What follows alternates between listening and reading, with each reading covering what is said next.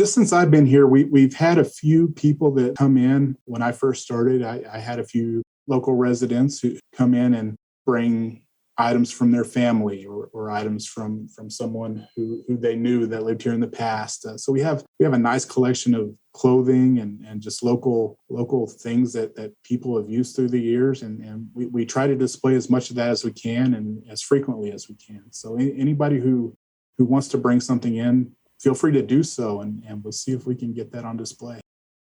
Good day, everyone, and Merry Christmas. I'm Sean Radcliff. It's Preservation Oaks once again, and we're here with another great episode speaking with the unsung heroes of our museums, cultural, heritage, historical, and genealogical societies across the USA. The guest you just heard is Mr. Brandon Brown, the Executive Director of the Kiowa County Historical Museum and Soda Fountain located in Greensburg, Kansas. We'll learn more about this excellent museum on this Christmas edition of our Preservation Oaks podcast. Now sit back, relax, and enjoy the program.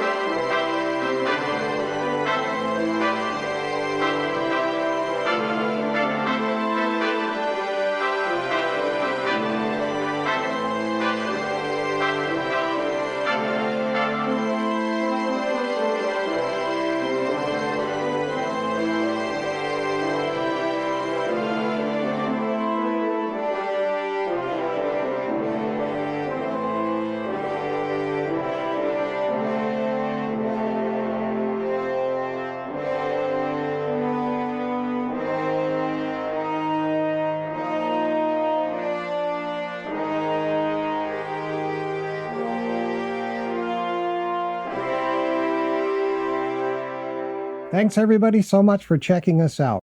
Our main platform is preservationoaks.podbean.com, but we're also on almost every podcast platform as well as Odyssey and YouTube. So wherever you listen to the program, I appreciate it very much when you like, comment, follow, or subscribe. We trust that people want to have a better understanding of these precious organizations. We make listeners aware of how the organization is supported, how each is unique to the communities they serve, what programs and events they currently have underway, and what services they offer to the public and their members. We believe this information is vital for people to know how to work with these organizations and how important it is to join, support, volunteer with, and donate to one or more of these core societies. Remember that your donations are tax deductible.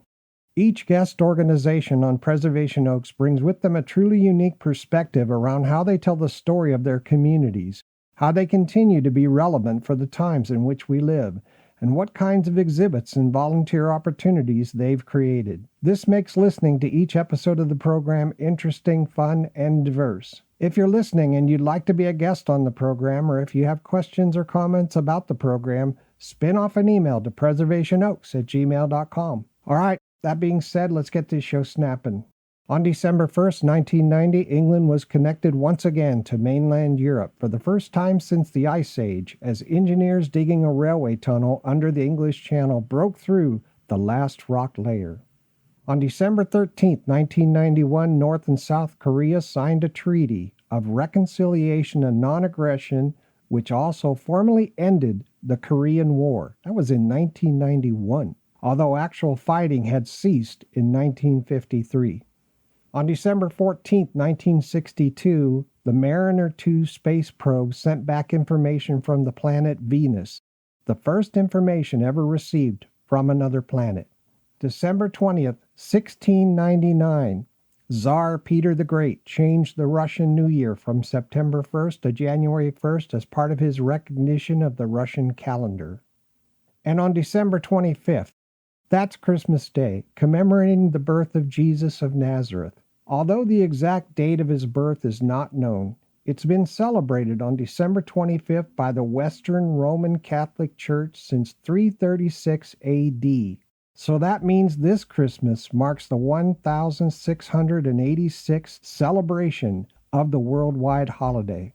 A couple of jokes. A man walks into a library and asks the librarian for books about paranoia. She whispers, "They're right behind you." Every time I'm late to a Zoom meeting, I always blame network traffic. All right, let's get some tea. Twinings tea. Oh, I love Twinings tea. You can email us anytime at preservationoaks@gmail.com. Preservation Oaks is available for listeners on nearly all podcast platforms, as well as Facebook, Odyssey, and YouTube. On our next episode of Preservation Oaks, we'll be meeting with Ms. Taylor Volz, the director of the historic Mobile Preservation Society located in Mobile, Alabama. The society was formed in 1935, and 87 years later, its members are still proud advocates for preservation of beautiful historic Mobile. The purpose of the society is the protection and preservation of Mobile's beautiful old buildings and the other things of historic value. And Mobile is a beautiful town. I encourage everyone to go on Google and just go down Mobile streets. It's really pretty. For this episode, we greet Mr. Brandon Brown, the Executive Director of the Kiowa County Historical Museum and Soda Fountain located in Greensburg, Kansas. If you're a resident in the local area, this episode will help you understand what the society has to offer, how you can participate and take advantage of the worthwhile events the society sponsors, and how to best support them by volunteering and donating. Here's a brief biography of our guest. Brandon Brown began as Executive Director of the Kiowa County Historical Museum and Soda Fountain in June of 2022, so he's relatively a new leader there. He's also been interested in history and was excited about the opportunity to take on this new role. Brandon has lived and worked in Kiowa County since 2004 and is married to Alyssa. He has 3 children, Christina, Jason, and Iva. Brandon has also worked at the local community mental health center since 2004 in various roles, including housing director and CCBHC project director. He continues to do that work while serving the community passionately at the Kiowa County Museum and Soda Fountain. Brandon has an exceptional team at the Soda Fountain. Together they work on challenges and creating new opportunities for growth and helping Kiowa County residents preserve the county's history. Welcome to the program, Brandon, and Merry Christmas to you. Merry Christmas, Sean. Thanks for having me. Hey, how's it going? Are you and the society all ready for Christmas? We are. We are ready. We have our Christmas tree up. We share a beautiful building here in Kiowa County with the Kiowa County Library and Extension Office, as well as the Media Center. And we got a beautiful tree put up, and we're ready for everything Christmas. Even the weather's participating. Oh, that's great. I bet it's very beautiful. I know you have such a beautiful museum there. The building is new and it's very nice. And Thank you. If people look at it, inside all of the exhibits are just beautiful. I mean, just crisp and beautiful. Real nice. Thank you. Yeah, we're very proud of what we have here.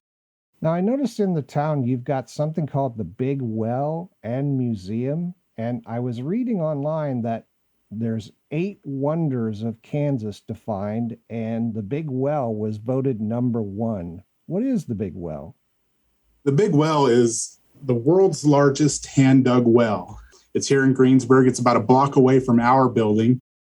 So we share a lot of the same people that come in to see our exhibits. We send them over there, and they send folks over here to see us as well. And it's 109 foot deep, and it was built in 1887. Here in Greensburg as a water source. Wow. And it was hand dug. It's how deep? Hand dug, 109 feet deep. Oh my God. Yeah. I know. I went online and looked at it. Maybe I'm wrong, but the thing looks huge in diameter. It is. It really is. And if you go into that museum and read some of the stories of just what people had to do to be able to move all the rocks and move everything in from the surrounding area to build that, it was quite an undertaking and really a marvel. It's really kind of scary when you look down. You know, the museum goes up in a circular kind of pattern right. up from the water of the well, and you look down there and it's like, oh my God, I wonder if people drop coins in there or things. Yes, definitely coins in the bottom. And in fact, you can even buy some of the coins at the gift shop there that have been put in the well over the years. Oh And my goodness. you can walk down to the bottom of the well. They have a beautiful spiral staircase that you can walk down, and you can actually go up a couple of stories and look out over Greensburg. So it's Wow. really a neat experience. That is nice. And is that water still used for the town? It's not. No, it's no longer functional. I'll be darned. Boy, that's something else. 109 feet by hand. Wow. Yes. Yeah. It's really something to see. If you're ever out this way, we encourage you to stop by. Well, that's great. Now, I noticed also online that in the first weekend in December, you have a holiday business open house. We do. Yeah. So December 3rd was this year, and just had an open house, and all of the local businesses that wanted to participate did so, and had a nice turnout and very encouraging, and just little things that we're able to do to get the community involved in what we do here. Yeah, that's really great. And it's a beautiful town. Something I found interesting in Kiowa County is this gentleman by the name of M.T. Liggett, and he did some, I don't know if I'd call it controversial. It was probably controversial at the time. Does the museum have any of his art on display? We don't have any of his art on display here in our museum, but yeah, Mr. Liggett was from Mullinville, which is in western Kiowa County, and I think controversial is a good way to put it. I think people around here definitely understand that and know that, and he did as well. So I think the website says that nobody was immune to criticism from Mr. Liggett, but it's a really interesting piece of Kiowa County history, and definitely unique to what we have here. Fantastic. Now, Mr. Liggett, the artist, is gone now, right? He has passed away? Yes, in 2017, I believe. Okay, well, that's too bad. You have an art museum there dedicated to his work, is that right? We do. We actually have a couple of art museums. We have the 547 Art Museum here in Greensburg, and then just recently, in the last couple of years, in Mullinville, they built the M.T. Liggett Art Experience, and it's a beautiful new building, and you can walk in. They have interactive exhibits, they have videos, they have his art that he built when he was here, and just fascinating to walk through and see all of that. Yeah, that's really cool. Really cool. There's a lot to see in Kiowa County. What's the history of Kiowa County? Kiowa County was started in 1867. Okay. It was named after the Kiowa tribe here in southwest Kansas. We're kind of right on the edge of southwest and central Kansas, but folks around here call it southwest Kansas. Okay. Prior to being settled, it was a large buffalo hunting ground. So there were a lot of buffalo. I think some people said over 40,000 head of buffalo here in Kiowa County prior to it being settled. And it was established in, like I said, 1867. So just a few years after Kansas statehood, which was 1861. Wow. And are there still buffalo in the county? Not that I've seen. No, I don't believe so. Throughout the years, people have had some around as livestock, but mostly cattle around here these days. Okay. Did the Kiowa tribe, do they still live in the county? There's not a large Native American tribe presence here in Kiowa County anymore. Okay. I have to assume that the Kiowa tribe itself may have been moved to like a reservation or something. I believe they were moved to Oklahoma, if memory serves. Okay. Do you have any connection with that tribe from a historical perspective? We have some artifacts and some displays in our museum dedicated to the Kiowa tribe, but no lasting connection. I've interviewed historical societies and genealogical societies who are building bridges to the tribes that they're named after in order to have exhibits that come from the tribe in sort of a partnership. I don't know if you have any of that going on. We don't, but that's definitely something that we would consider. And so if any of your listeners know of anything that would help us with that, please reach out and let us know, because I think that's a crucial part of our history and American history as well. Yeah. Can you help us understand the history of Greensburg, Kansas?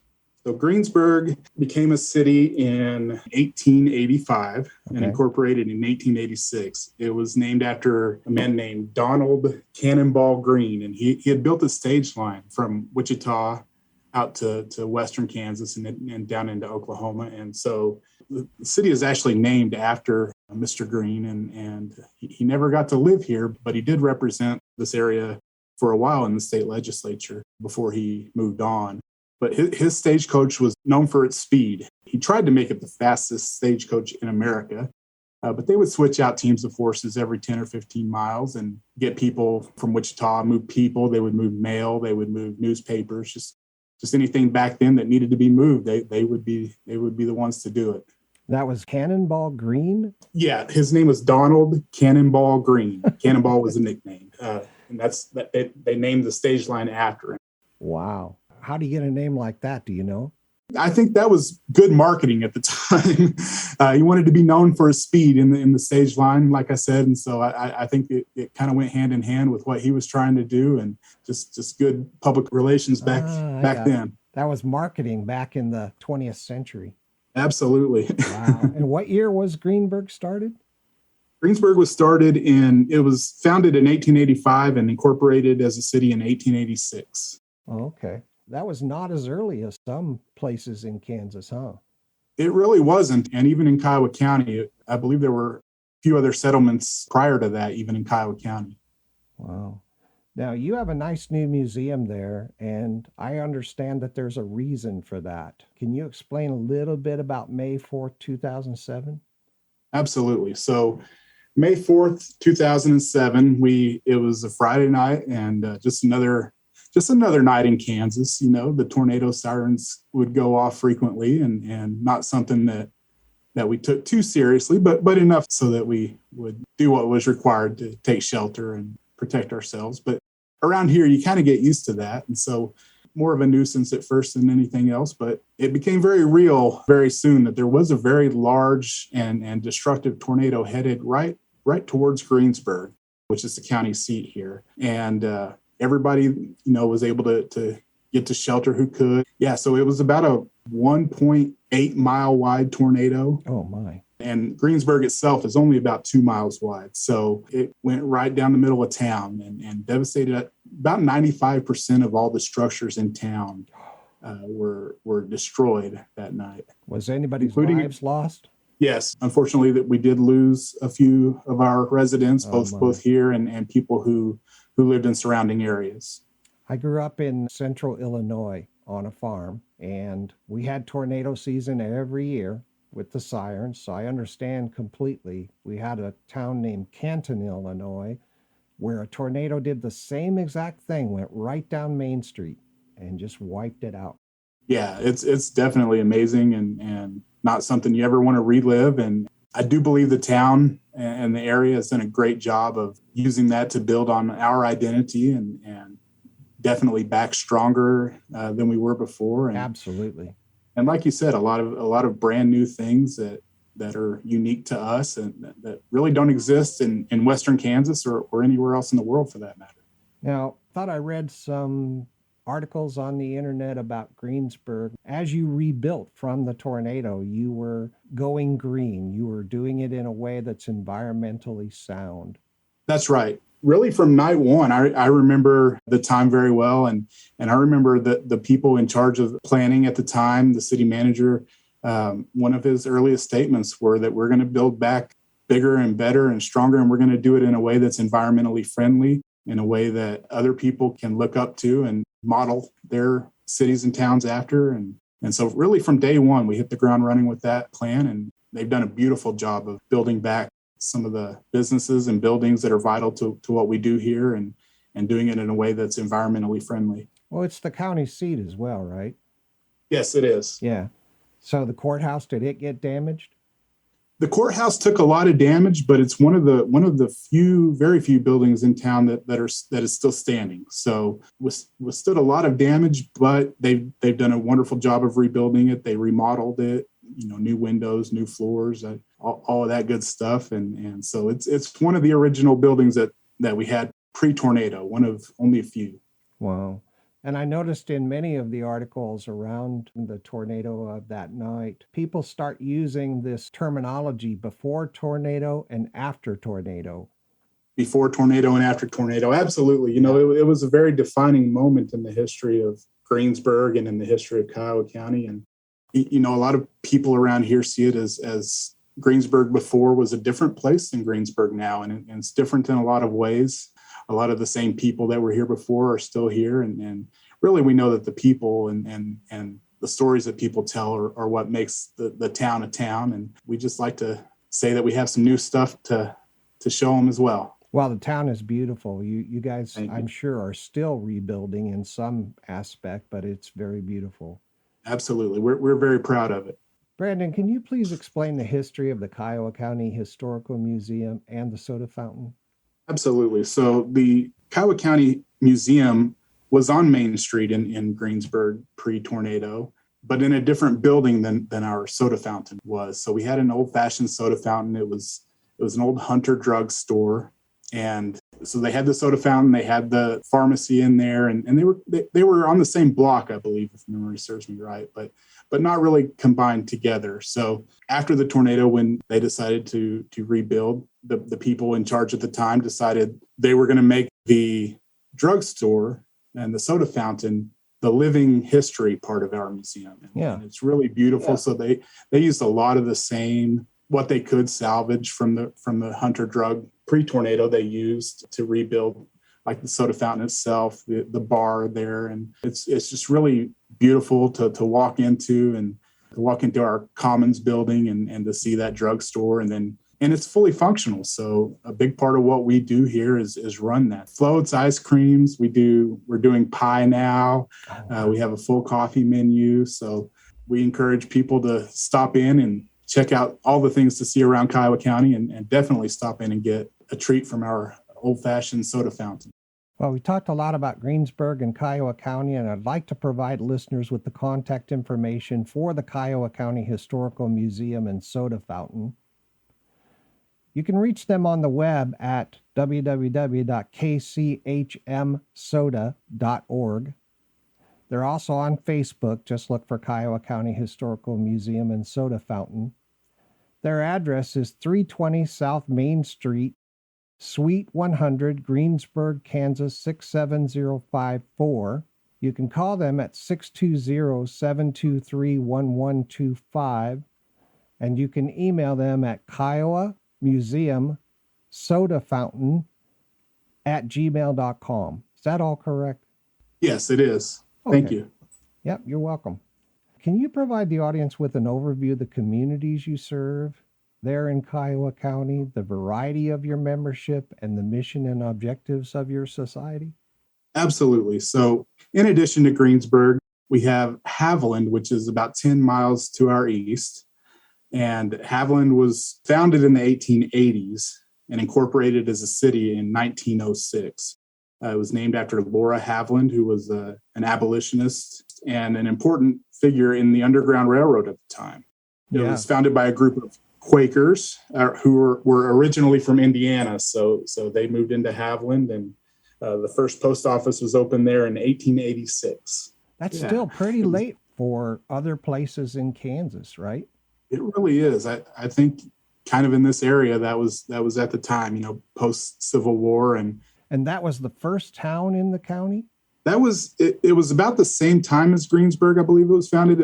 All part of that Cannonball stage line that we talked about earlier. So really part of what they did was, I said they switched out horses every 10 or 15 miles. And as you travel through this area on that route, you'll see our little towns popping up about every 10 or 15 miles. So Haviland was one of those stops, and Greensburg, and then to the west of us is Mullinville, which was founded in 1884. Oh, I just realized why the dates are so late, because they settled the eastern part of Kansas first. Then they had the Civil War, which kind of interrupted things.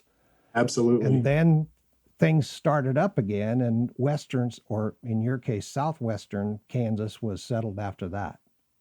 Absolutely. Yeah. Even today, there's a noticeable difference between eastern Kansas and western Kansas. When you look at population, when you look at even the geography of even the landscape itself is different. So definitely took a little bit longer to get people out here in western Kansas, but we're glad they did. What about your membership? What's the variety of your membership? Right now, our membership is really something that I've been looking to since I got here, really improve upon, really make more of a focus in what we do here, because it's such it's so important. It's such vital use to our area, and some of the people that we serve are members here. And so we really want to focus more on membership going forward. I've been here since June, and that's become one of my top goals being here. So we have a wonderful board of directors, and they've been in operation for many, many years, and they're pointing us in the right direction. But they've asked that one thing that I do is really work on that membership and really define what it is to be a member and what some of those benefits are and how we can help each other going forward. You have more members in Kansas or in the county than out of the county? Definitely more in the county, for sure. Around Greensburg, Haviland, Mullinville, and those areas. But we do have some from out of state. A lot of people around the time of the tornado even moved to other places and are still active members, still participate in our mission and what we do here. Okay, fantastic. What's the mission of your society? Okay, so our mission statement is that the Kiowa County Historical Museum and Soda Fountain is committed to preserve Kiowa County history and educate the public of the great history of Kiowa County. That's a nice mission statement. So you started your tenure as executive director in June 2022, right? I did. Can you tell us a little bit about your background? How did you come to do what you do now? So I moved to Greensburg in 2004. So about 3 years prior to the tornado, I met my wife and we got married and moved to Greensburg in 2004. And I took a job at the local mental health center, local community mental health center. It's called the Iroquois Center for Human Development, and started working there. And for some reason, they kept promoting me. And so I've been able to make a career out of that. And I love working in mental health. I've done that since then in various different roles. When the opportunity came up for me to take this role, I couldn't pass it up. I've always been a fan of history. I've always understood that its importance, and definitely something I want to learn more about and something I have learned a lot more about. And so when this opportunity presented itself, I had to jump at it. And so I'm doing this now in addition to my work at the Mental Health Center, and really passionate about both. Yeah, I'd be aghast to do that, for the community. I know that you're very much focused on the service that the museum provides to the local community. We're very proud of what we do, and we offer something that a lot of places in our area definitely don't offer with our soda fountain, and just some of the interactive things that we do to get the community involved. And so, yeah, we're definitely proud of what we do. What's coming up next on the horizon, Brandon? Where are you headed next? One of the things that I've wanted to do since I've been here is bring some new things into our museum, some new exhibits, some things that people in this area haven't seen or haven't had the ability to see. And so we just completed our first traveling exhibit since I've been here, and that was the John Brown Experience. And in February 2023, we're going to be bringing in an exhibit called In the Trenches. It's about Kansans during World War II and their experiences in the trenches. Oh, wow. Yeah, so we're excited about that. Out here in Western Kansas, there's not a lot of new exhibits being shown. So anytime we get the opportunity to bring something out here, we're going to do it. Are you doing oral interviews for that? We haven't, but definitely something that I think would be an integral part of that experience. And I do know off the top of my head some veterans around the area that I think would be very good and knowledgeable about that. Yeah, plus it'd be great just to capture their history. Absolutely. Wow, that's great. Can you tell us a couple of funny or interesting stories from your society's history? Absolutely. So one of the things that we have here at the Kiowa County Museum, that's one of the more popular things that people notice, is a cardboard cutout of a gentleman named Richard Huckerty. He went by the name of Dickie. He ran the Hunter Drug Store here on Main Street since 1952. He became a soda jerk in 1952 and ran it all the way up until around the time of the tornado. So he was there for half a century running that drugstore. So we have his cardboard cutout here, and a lot of times people will come in and just see that it's life size, so people can take their photos with it. And one of our most popular things in our museum is just people who have stories about Dick and the things that he did or would say. And we have a video that plays with him being interviewed as you walk in. So that's definitely something that you don't see very many other places. Yeah, it was right there on, I want to say Main Street, but the main It was. thoroughfare. Yeah. Yeah, so a lot of towns out here in our part of the world, Main Street is just that, the main street. That's where a lot of the businesses were. So Dick started in October of 1952 as a soda jerk, and he tells a story that when you came in, you could get a 6-ounce cola for 5 cents. And Wow. one of the things on the video that we have that we show people when they come in is him talking about when they raised it from a nickel to a dime, how the public reacted, and he said, some people kind of had an issue with that back in the 50s. Yeah. What's a soda cost today anyway? Let me think. Here, I think our prices are pretty low compared to some of the other places. You can get, depending on the size, anywhere from $1.25 to $2 for a old-fashioned soda. Yeah, that's a very nice price. Very nice price. Absolutely. Compared to, like, if you go to Starbucks, your coffee may Oh, cost yeah. you $4. Absolutely, at minimum. Wow. Yeah, and plus it's really, really nice to be there, be in the museum, and be at that old soda fountain. So It yeah, that's is. pretty cool. What kinds of other exhibits are on display in the museum? Here in our museum, we mostly talk about the history of Kiowa County, some of the history of Haviland, the history of Mullinville, the history of the native land prior to it being Kiowa County. And our friends over at the Big Well Museum across the street have a lot of the history of the tornado in 2007. And you can come spend a day here in Greensburg and in surrounding towns and learn all about our history and find out some pretty fascinating things, really geared to whatever you're looking for. If you want to learn more about the tornado, we ask people to go check out our Big Well Museum. And if you want to learn more about the history of Kiowa County, we ask that you come here and see what we have. Fantastic. Are there hotels in the town so that people coming from other places have a place to stay while they see the town? There are. We have a Best Western here in Greensburg, and then we have a motel on the east end of town, and both are fully functional, and I've stayed in both, and great places to stay. Yeah, I saw some of your exhibits on the internet, and they are very nice. Very well done. Thank you.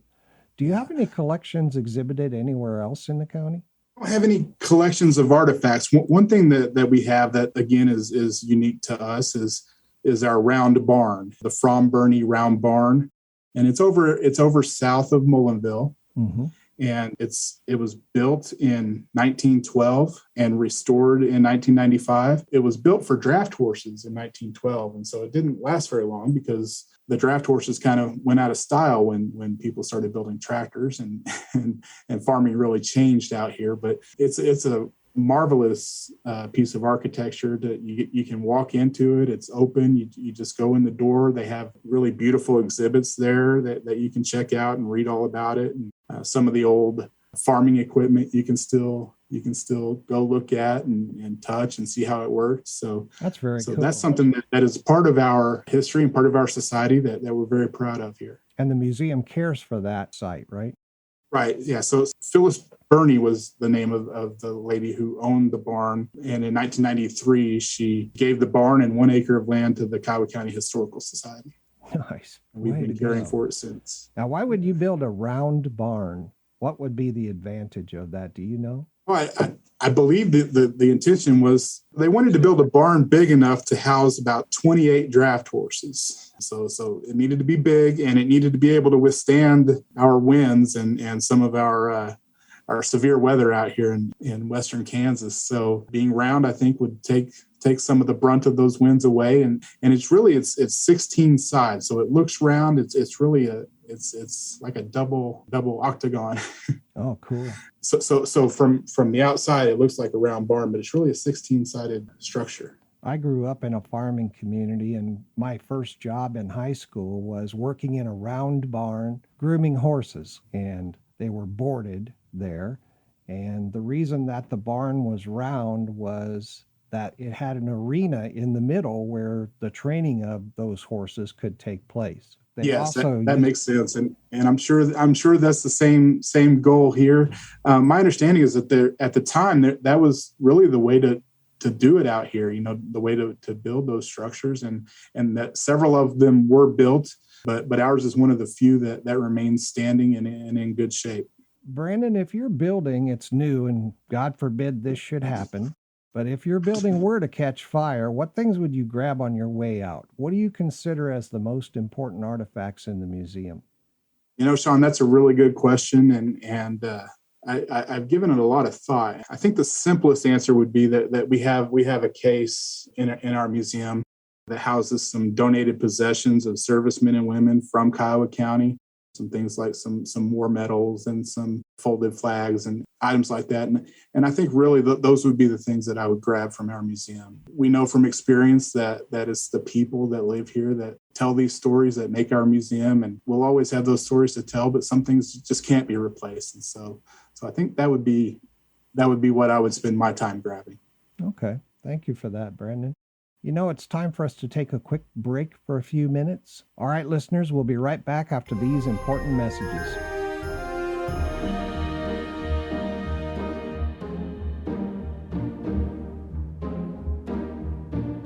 Deck the halls with boughs of holly, fa la la la la la la la la. 'Tis the season to be jolly, fa la la la la la la la la. Don we now our gay apparel, fa la la la la la.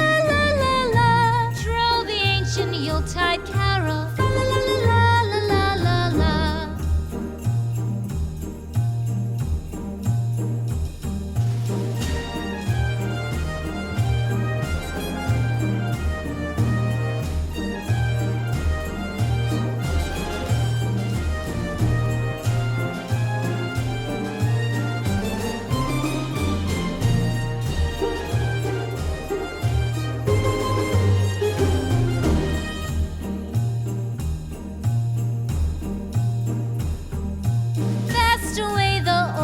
Passes, fa la la la la la la la la. Hail the new year, lads and lasses, fa la la la la la la la la. Sing we joyous all together, fa la la la la la la la la. Heedless of the wind and weather, fa la la la la la la la.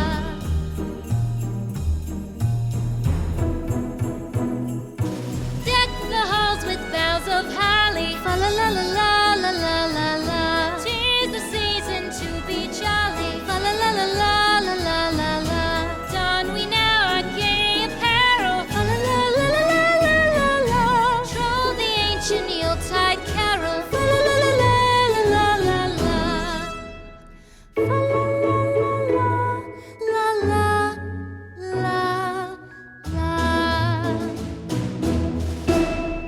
Introducing a totally new experience. The Kiowa County Historical Museum and Soda Fountain in Greensburg, Kansas, where state-of-the-art immersive environments, interactive exhibits, and dramatic films take you on an amazing journey of the history of Kiowa County, Kansas. Discover a world where disaster-level weather, changing of the seasons, and the patterns of past daily life are as fascinating as any battles fought by great warriors. The Kiowa County Historical Museum and Soda Fountain. Our legacy is yours. Call 620-723-1125 for more details, admissions, and hours. Plan a visit today and bring a friend or your family to 320 South Main Street Suite 100 in Greensburg, Kansas.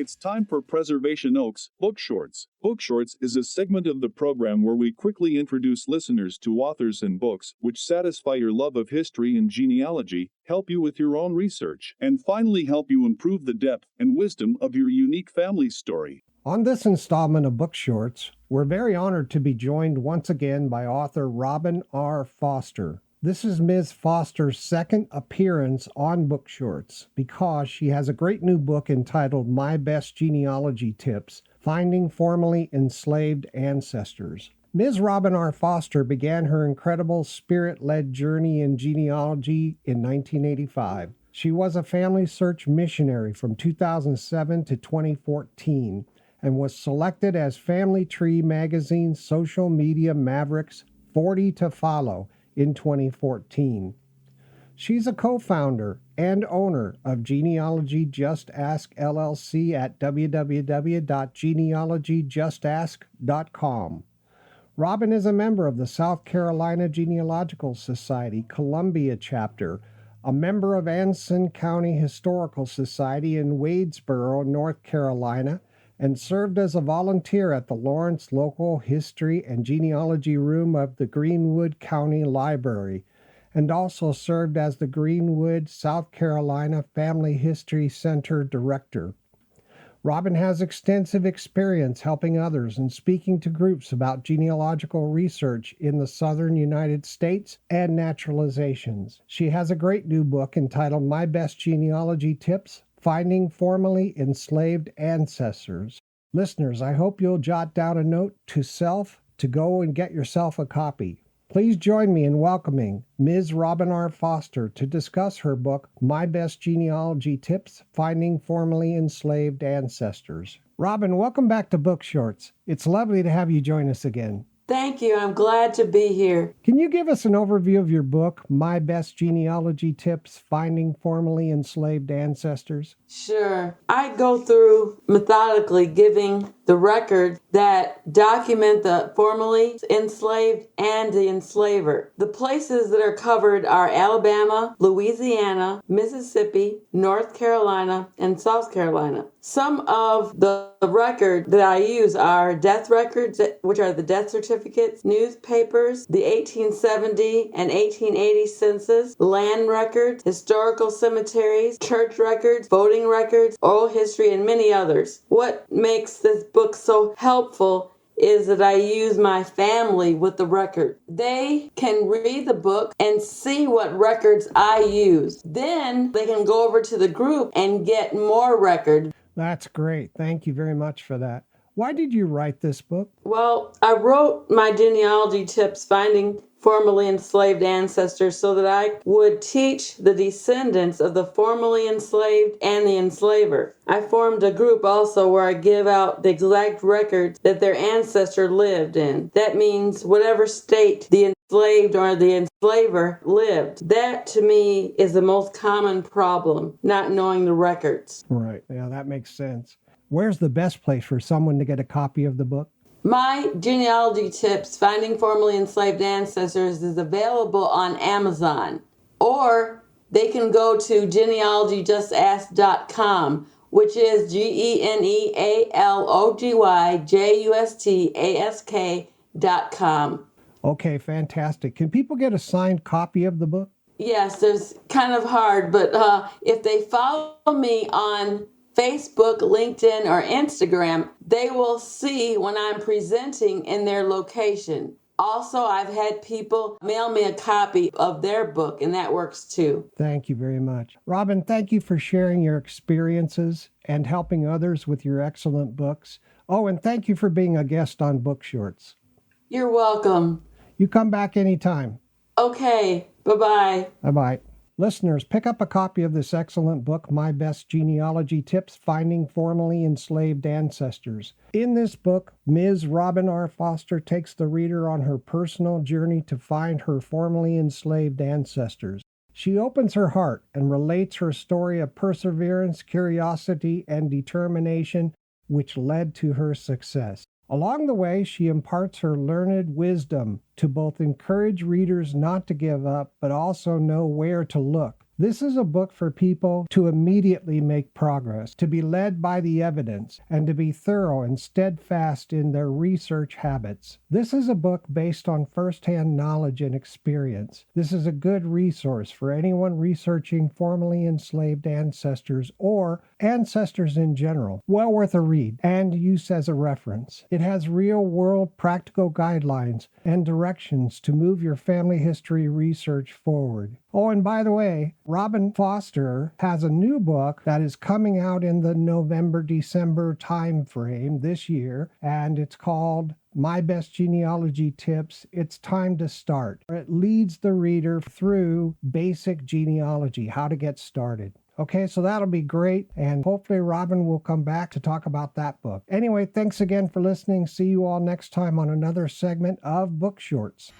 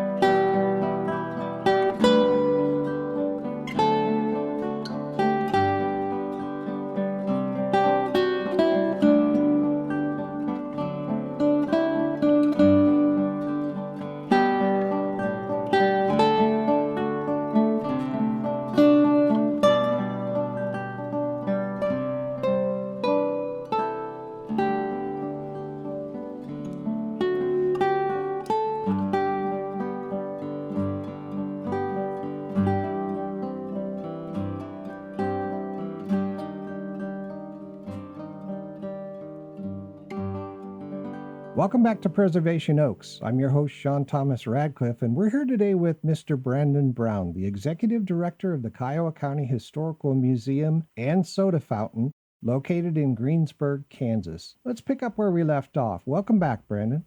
Thank you. Glad to be back. What kind of funding model supports the society? What are your funding goals this year?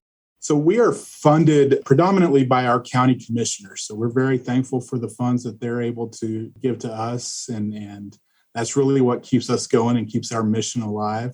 We are able to fund a lot of the things that we do through our soda fountain. So, we people come in and buy those things and buy drinks. And one of the things that we have at our soda fountain is it's called the EF5 Challenge. And it's named after, of course, the EF5 tornado that came through here.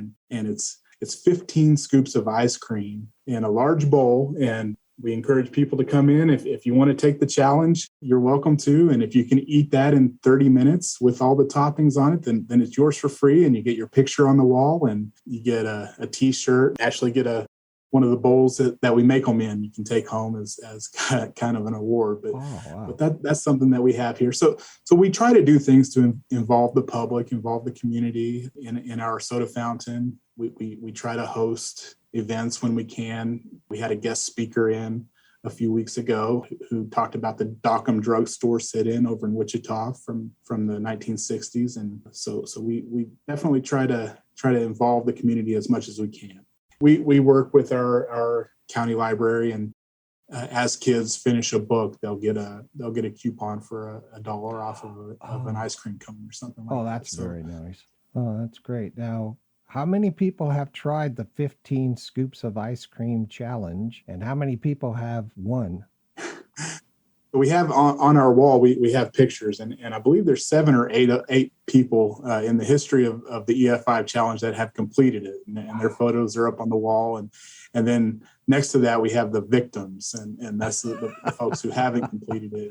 The victims. And so yeah, exactly. And so, and that's actually not as high of a number. So I think most people who have tried it have done so successfully, either that or wouldn't let us take their picture. But yeah, definitely something that you don't see a lot of. And anybody who wants to take the EF5 challenge, get a hold of me and we'll make it happen. So in terms of funding, you said your main funds come from the county budget? Yes, from the county commissioners. Okay, got it. And you still get donations from the public? We do. And we have a link on our website that you mentioned earlier that you can go to and make a donation. And we encourage any of your listeners who would like to do so. Great. And it allows us to be able to not charge an admission for our museum. And so people can come in and walk through and not have to pay. And that's very, very helpful for what we're trying to do. Oh, yeah. You can focus on the work instead of focusing on bringing dollars in. Absolutely. That's very cool. And you said you're mainly focused on memberships this year, or at least that's one of your key goals for, the short term. What are your membership levels? How does somebody join? So you can join right now by getting a hold of me. You can send an email to the email that you mentioned earlier, or you can even write. In the future, like I said, one of the things that I'm looking to work on is making that membership process more streamlined. So can you join online? That's definitely something we want to add to our website in the near future, is being able to join memberships online. And then what does that mean? What does it mean when you get to be a member here? And what are some of the perks and benefits of that? And how much is a membership? Memberships right now are $50, and that's considered a lifetime membership. Oh, okay. Wow, that's cool. So $50 once or $50 annually? $50 once gets you a lifetime membership. Wow, that is very cool. Well, that's great for the people of the county. That's really nice. It is. It really is. You have any publications or apparel or coins for sale as part of fundraising? We don't here. Our friends over at the Big Well Museum, they have a lot of Greensburg memorabilia, the shirts that say Greensburg and the coins from the Big Well. And so definitely, if you're looking for something, a keepsake or something to remember us by, we would definitely encourage you to go visit them. Okay. So what kind of outreach and education does the society do within the community? I think being a museum that offers free admission is important because a lot of times, this is a small town and everyone in the county, middle school and high school, comes here to Greensburg to attend school. And so we're about 2 blocks away from our school. And so on a normal day when school lets out, then a lot of the kids will come down to the museum and grab a snack at the soda fountain and walk through our museum. And so I think being able to have this here for them and to not have to charge an admission is very important. Additionally, we want to offer more of those public speaking opportunities to bring guests in to talk about Kansas history, American history, just things that would interest people in our area.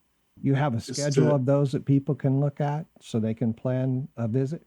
Absolutely. So right now, we just finished one for our annual meeting. We had a lady from Wichita come over and talk about the Dockham drugstore sit-in. And as we schedule those in the future, we will be posting those on our social media sites. Okay, fantastic. So if they pay attention to your Facebook page, that's where they can Absolutely. learn about upcoming events. Right. That's our main way to communicate with the public. Okay. Do you do any work bringing in groups or grades, I guess, of school children and teaching them things? We do. We're always available if any of the local schools. So one of the things that's unique about us is that we work together. So we'll work with the Big Well Museum and some of the other in the art museum here in town. And so if there is a field trip or a group of students coming, we all know about it and we all prepare for it. And so we'll do things like give a large group of people, a discount on ice cream or something like that, and just bring them in and let them see our museum and make that part of their day when they stop in Greensburg to see some of the other things that we have. Yeah, that's fantastic. You guys participate in any of the annual celebrations in the town, like Labor Day celebration or any of the citywide garage sales or things like that?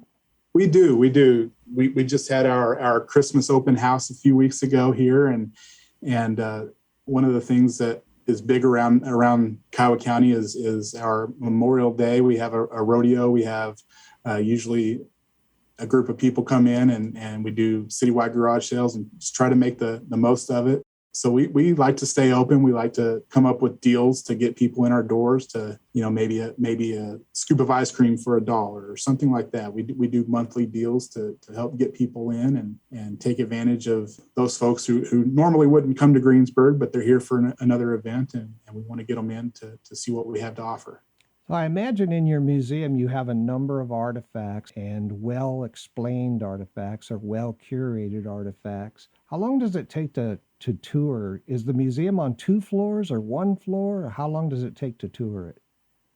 Our museum is on 1 floor here, and over at the Big Well, it's multi-levels. You can walk down to the bottom of the well or up to the top and look out over the city. But our building here has 1 main floor. I would say, you get people in that skim and you get people in that swim, and so I think for a skimmer, just someone who wants to see the artifacts and on to the next thing, you could easily see our facility within an hour. If you really want to get into the content of the things that we offer in our exhibits, then I would plan on 2 to 3 hours for that. Yeah, and you can learn all about Kiowa County and see some of the wonderful history of the place. Absolutely. What kinds of records or historical artifacts has the Society received as donations from the public?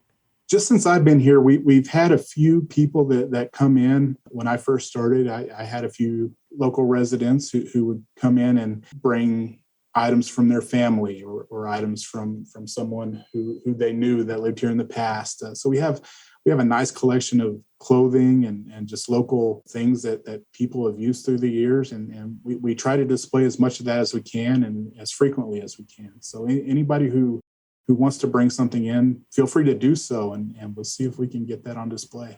It's a good idea. How many artifacts are in your collection? Really, I think here, and part of it, I'm sure, is because of the tornado.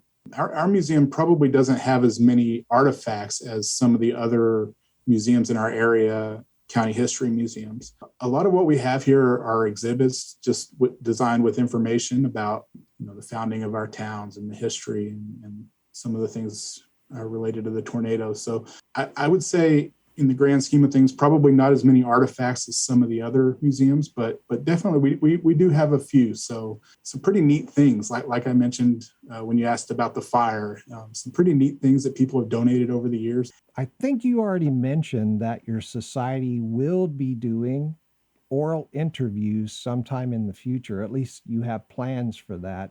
Are there any now that people can listen to?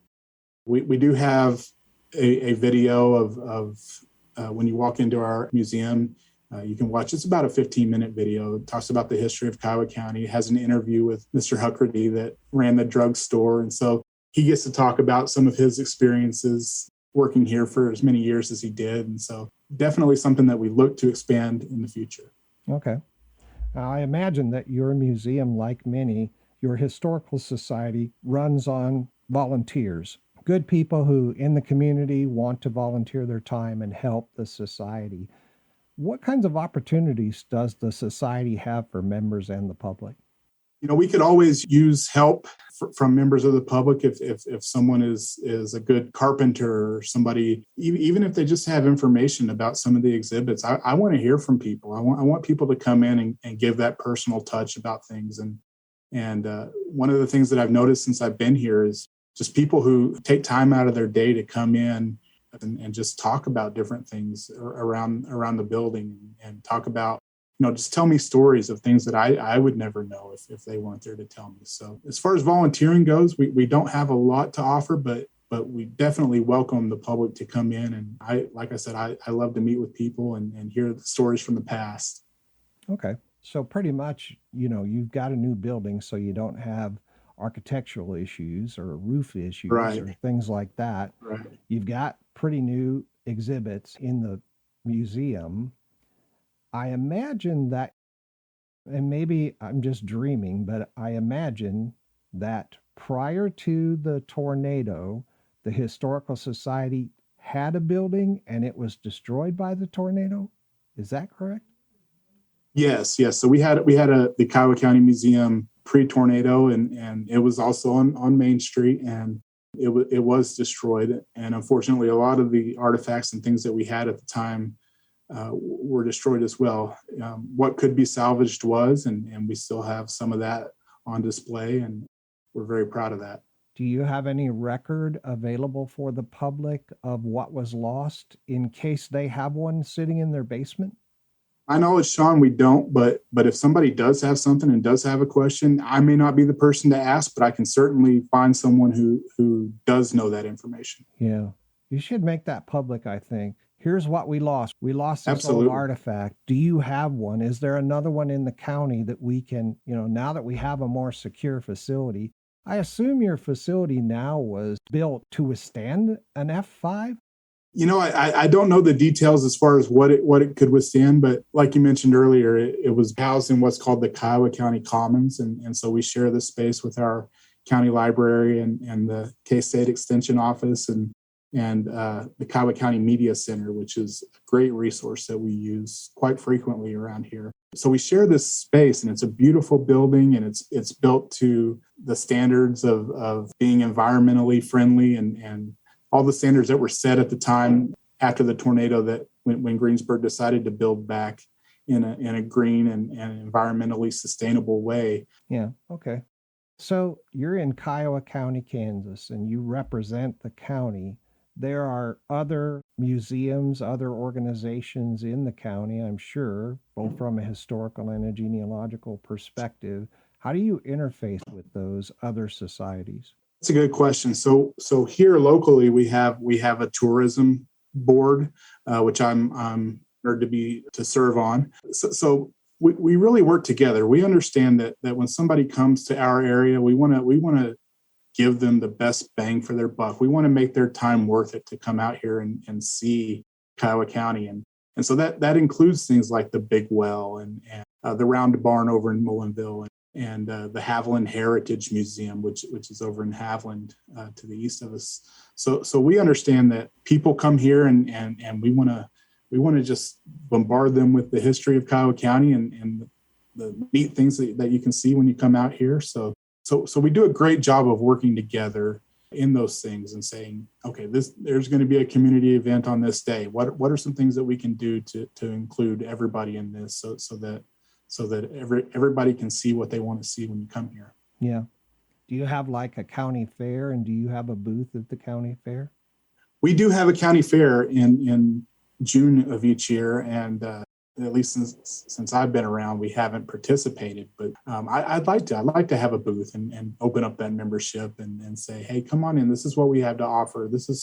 Did you know this about Kiowa County history? Because there really are some interesting things that are unique to us. Yeah, very unique. It's a great town. It's a great community. You've got a wonderful museum there. Let me give the contact information of the museum once again. You can find them on the web at kchmsoda.org. You can also find them on Facebook as Kiowa County Historical Museum and Soda Fountain. You can visit them at 320 South Main Street, Suite 100 in Greensburg, Kansas, 67054.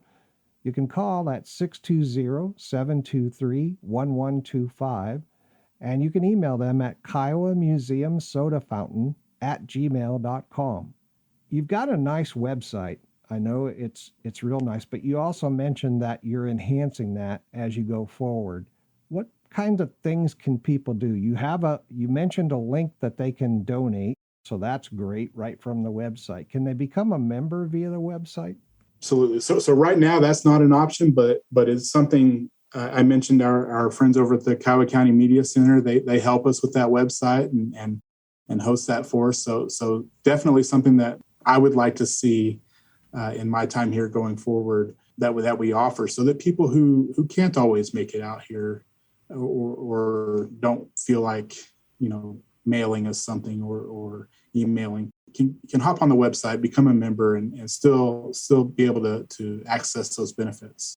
Yeah, I know you mentioned most of your membership currently is within the county, but if I have relatives and I'm doing family history and I have relatives that lived in Kiowa County and I'm interacting with the Historical Society, I may want to jump on that website and become a member or renew my membership, actually. Absolutely. And we do, I watch our messages through our Facebook page frequently. So if someone were to message us through Google or through Facebook, I'm happy to answer any questions that people have. And like I said earlier, I may not always be the best person to answer the question, but I know people who might be. And so I will do the best I can to get answers to those kinds of questions. What are your thoughts about how best to keep history and community support flourishing for the current generation?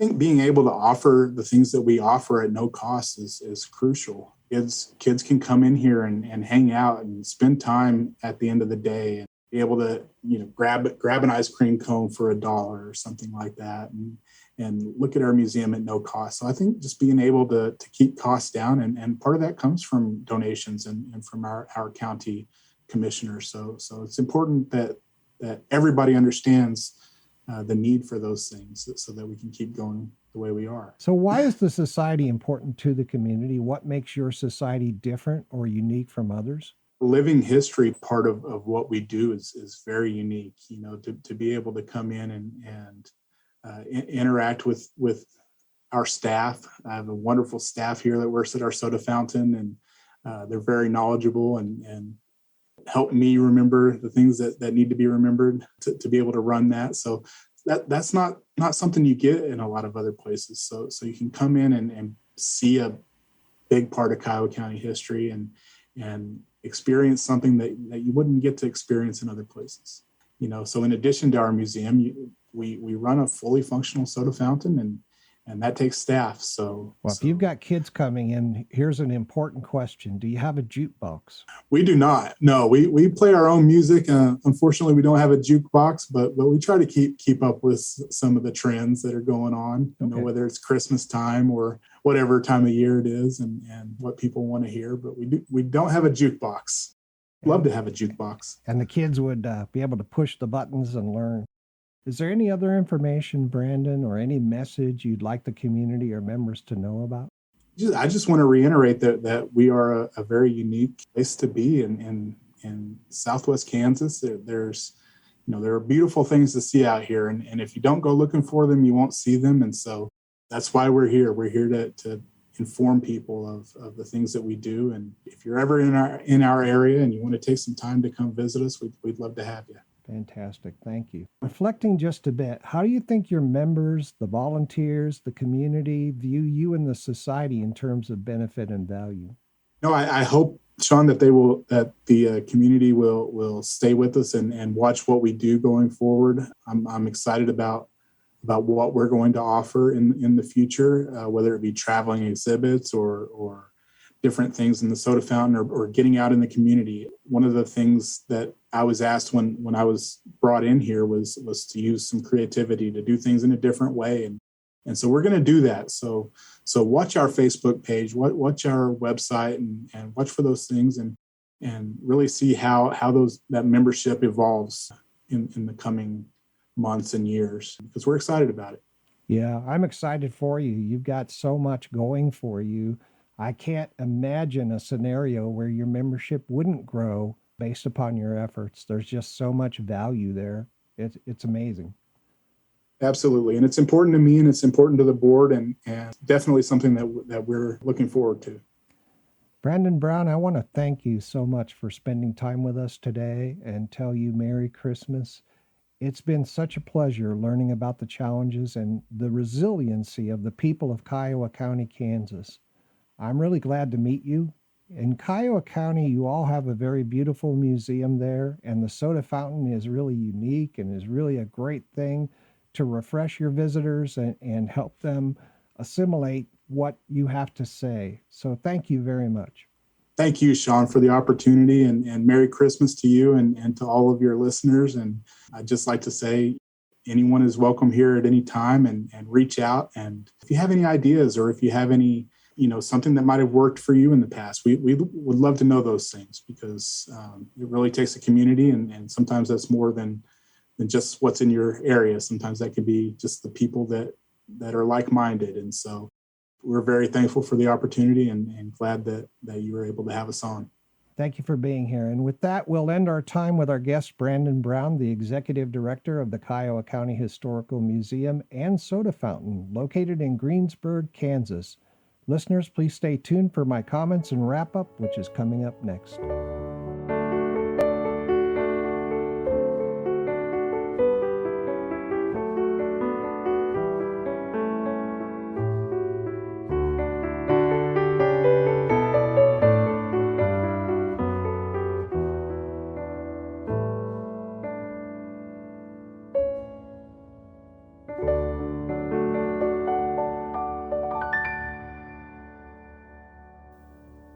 Pass history on by joining, donating, and volunteering at the Kiowa County Historical Museum and Soda Fountain in Greensburg, Kansas. Get more details about admissions and hours at kiowamuseumsodafountain.org and also learn more about the museum. This is your museum, and is it ever beautiful? If you haven't visited yet, just remember that you're always welcome. Plan a visit today and bring a friend or your family to 320 South Main Street, Suite 100 in Greensburg, Kansas. You'll be glad you did.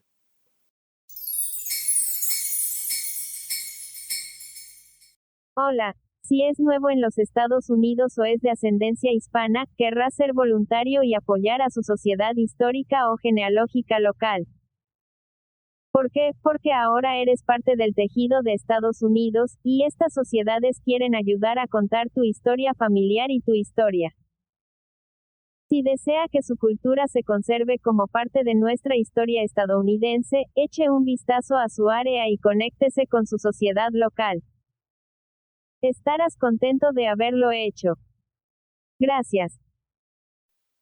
Sometimes the most commonplace artifact triggers the most heartfelt memories. The museums, cultural and heritage institutions, historical and genealogical societies within our communities have responsibility for preserving these artifacts so they can be used to educate each new generation about their own past. They are the gatherers and caretakers of the stories of our history, culture, and heritage. Sharing the lessons of history fosters an understanding of the fundamental knowledge of why things work the way they do. Once armed with a knowledge of their place in history, people have a much higher success rate as they build the future. Our values and ideals are rightly influenced by those who came before us. On each episode of Preservation Oaks, our guests share key information about these core organizations and history. You'll learn about the great work they do, what their needs are, their goals, and why you can feel really confident about the future by volunteering and supporting them. Join us wherever you get your podcasts, and then follow, comment, like, and listen. I started life from fire and wood. I was shipped from the east coast of the new United States to the far west. I went on display at a trading post and was bought by a settler named William. He used me almost every day to rustle up grub for his family. He kept me oiled and cleaned. I was so happy to be so useful. William had a very good aim. He could hit the eye of a coon at 50 paces. When wolves broke into the corral killing livestock, William and I waited one night and took them out one by one. I was deadly in the hands of William. Then, the town we lived in grew and William didn't use me that often any longer. When William died, I was passed to his son Joseph, but Joseph already had a newer model, and so I sat in the closet for a long time, wrapped in oilcloth. Then, finally, after being passed on to several different family members, and then hung up over a fireplace, where I collected dust and soot, I was donated to the local historical society. They cataloged me, shined me up, oiled me, and made sure all my parts worked like new. Now, I'm on display for the community to see every day, and they marvel at the way I was made and how long my barrel is. I feel so proud that I can help others understand the past, which I guess I'm now a part of. Rather than throwing it out, please donate historical records and objects to your local historical society today. 9 out of 10 listeners agree Preservation Oaks is the best podcast on the internet. If you're a historical or genealogical society listening to Preservation Oaks, and you'd like to be a guest on the program, please email preservationoaks@gmail.com. Again, that's preservationoaks@gmail.com. Listeners, thank you for listening. You can comment anytime about the show or send suggestions by emailing preservationoaks@gmail.com. Thank you. This is Paul Hackbarth, outgoing president and now the marketing and communications director of the Iowa Falls Historical Society, and I love listening to Sean Thomas Radcliff on Microstream Radio. This is Dr. Paul Brennan, president of the Kailua Historical Society in Hawaii, and I listen to Sean Thomas Radcliff and Preservation Oaks on Microstream Radio. This is Brian Stuckey from the Mennonite Heritage and Agricultural Museum located in Gossel, Kansas, and I enjoyed being a guest on Preservation Oaks with Sean Radcliff. And now, back to Preservation Oaks.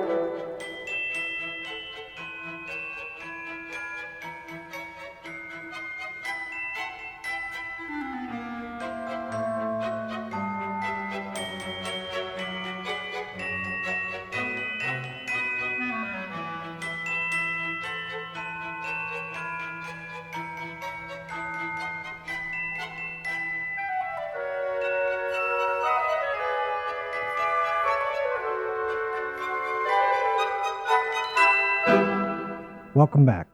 From time to time during this episode, you may have heard my new Chihuahua puppy whining. Her name is Tessie. She's only 3 months old. She's cutting her teeth, and she's an energetic little puppy. So please forgive any whimpering or whining you may have heard. She was busy learning how to get my attention here in the studio when she wanted to sit on my lap. Here on Preservation Oaks, we highlight cultural, genealogical, and historical societies and museums throughout the United States. And the Kiowa County Historical Museum and Soda Fountain is one of the coolest. They have a working soda fountain right in the museum. It was sad to learn that 15 years ago, in May of 2007, a level 5 tornado just creamed the town of Greensburg, destroying 95% of the community and killing 11 citizens as it swept down Main Street. 95%. My goodness.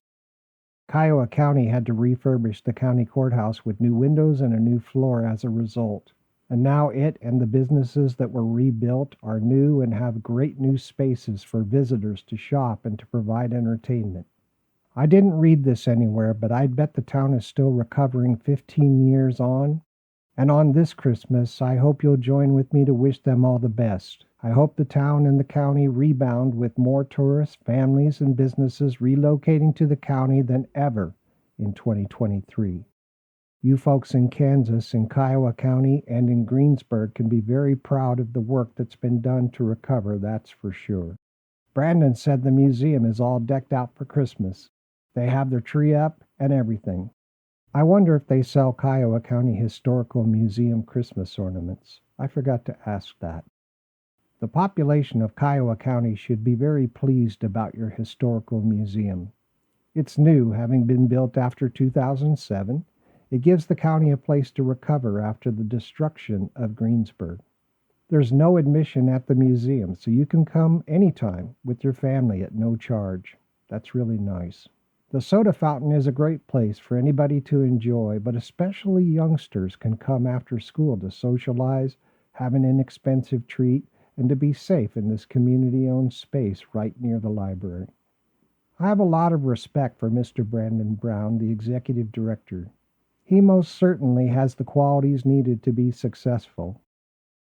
As anyone who's a regular listener knows, I'm a huge fan of leaders who bring the right mix of active listening, great communication skills, a sense of service, and intelligence to the job. And in all these regards, Brandon has what it takes. He also serves on the County Tourist Board, so you can be sure he's dedicated to serving Kiowa County. With regard to the Historical Museum, I could be wrong, but in my view, the community suffered from the loss of records and artifacts as a result of the F5 tornado, which destroyed the previous Historical Society building. This was really a prodigious loss. It's up to Brandon and Kiowa County, of course, but I think the next phase of historical recovery for the community might be to come together to rebuild the collections of the museum by donating objects, photographs, historical books, and other materials that helps tell the story of Kiowa County's past. Think of it as a donation for the future to educate future Kiowa County residents about their past. If you have something like that, consider donating it to the Kiowa County Historical Museum and Soda Fountain. Barring another catastrophic event, they can preserve it and keep it safe. While it may indeed be the case, I'd hate to think that the artifacts destroyed in the previous Historical Society building were all the artifacts that exist in the county. Brandon's highest priority for the coming year is to increase membership, and a part of that effort will be to redefine the benefits associated with becoming a member. I think the membership is a good deal because you get to support such a great museum, and you get that wonderful soda fountain. The museum is really beautiful. Brandon mentioned that this year they did a traveling exhibit called the John Brown Experience. That sounds pretty cool. The next one coming in February 2023 will be called In the Trenches and is all about the men and women who served in the military during World War II. You know, by the end of the 1930s, the majority of our Civil War veterans were gone. And so I encourage the Kiowa County Historical Museum to capture as many interviews as possible from World War II veterans before they too are all gone. They are fading fast, and we will never have another opportunity to understand what they went through in their own words. Now, the soda fountain draws the community into the museum. If the museum can marry that together with a rewards program of some type, perhaps something like a free annual museum membership after the purchase of something like, say, 25 items from the menu, then that might be a good growth strategy. The soda fountain menu has pies, coffee, floats, and ice creams. The fountain came into the museum after the 2007 Level 5 tornado destroyed the Hunter Drug Store, which previously existed on Main Street in Greensburg. Thank goodness Richard Huckerby survived with the soda fountain, and the museum was able to capture his interview about the history he lived during the 50-plus years he worked there on Main Street from 1952 to 2007. By the way, it's thought-provoking how the town of Greensburg got its name. It came from Donald Cannonball Green, a stagecoach line business owner who was a marketing mastermind using the nickname Cannonball to signify the speediness they were trying to achieve in getting from one place to another or having a package or mail delivered by the stage. I'd say Donald Cannonball Green was the original Donald. It was also really interesting learning about the hand-dug well, and by the looks of it from the pictures I saw, it's got to be at least 10 feet across. If you get a chance, go and visit the Big Well Museum in Greensburg and let me know what you think. Personally, I hope the Kiowa County Historical Museum can build bridges to the Kiowa Native American tribe, since the tribe is their namesake. It'd be really interesting to see what can come from that. Perhaps one day, we'll see an exhibit where the museum shares the history of the tribe and the area from the tribe's perspective. I have no way of knowing just how many round barns we have left in the country, but I can imagine there's not many, because you just don't see them dotting the landscape. The Kiowa County Historical Museum and Soda Fountain has one that they've lovingly preserved. It's called the From Bernie Round Barn, and it's in Mullinville, there in Kiowa County, Kansas. Just out of high school, I worked in a round barn as head groom for a group who boarded, trained, and professionally exhibited Arabian horses around the country, generally at country fairs in the summer months, but also at rodeos. That barn was huge and beautifully built. As I mentioned in my conversation with Brandon, all the stalls were all around the circle, and in the middle was an arena where the horses were trained. Before it was a horse barn, it was a dance hall. Young people in Kiowa County should definitely make a visit to the barn to see how it's built, how it's put together, because they'll most likely never get another chance to see and remember a beautiful round barn in their lifetime. I sincerely hope listeners will visit Kiowa County, Kansas. There's a couple of good hotels in Greensburg that you can use as your home base while you're visiting, and I hope you find time to visit the Kiowa County Historical Museum and that you can stop in and have something at the soda fountain while you're there. Brandon might be looking for a jukebox to add to the collection, so if you can help with that, please connect with the museum. The Historical Museum needs volunteers to complete projects and fulfill the museum's next steps forward. Although Brandon and I didn't discuss this, I imagine that the Greensburg Library was also destroyed in the tornado, and that some or all of the historic books in their collection may have been lost. If that's the case, perhaps the museum can attract one or more historians to help rewrite the story of Kiowa County, using materials from others as well as oral interviews. Based on what I learned about Kiowa County community support for the Historical Museum, it's clear that you all can do just about anything successfully. Please help by donating, supporting, joining, volunteering, and participating with the Kiowa County Historical Museum and Soda Fountain. What a great organization. The Kiowa County Historical Museum and Soda Fountain, located in Greensburg, Kansas, is truly one of our nation's preservation oaks. Just to reiterate the contact information for the Society, you can find them on the internet at www.kchmsoda.org. You can find them on Facebook under Kiowa County Historical Museum and Soda Fountain. Their address, if you want to write them a letter or a visit, is 320 South Main Street, Suite 100, Greensburg, Kansas 67054.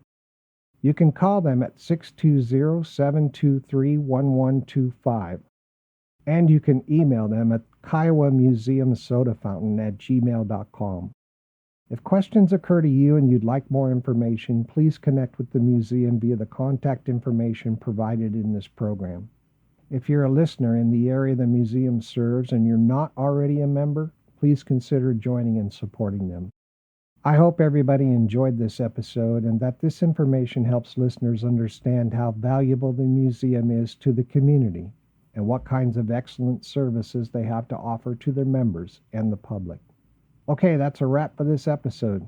Music used today is from Scott Holmes, Jingle Punks, John Sayles, Kathy Oakes, Tchaikovsky, and Cymbalbird. Many thanks to these artists for the music.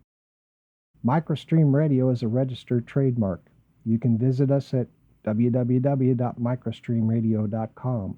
This broadcast is owned and copyrighted by Microstream Radio. It cannot be rebroadcast, downloaded, copied, or used anywhere without the written permission of Microstream Radio. Thanks to everybody for listening. This is Sean Thomas Radcliff. Merry Christmas, everybody. And we'll see you all next time on the next episode of Preservation Oaks.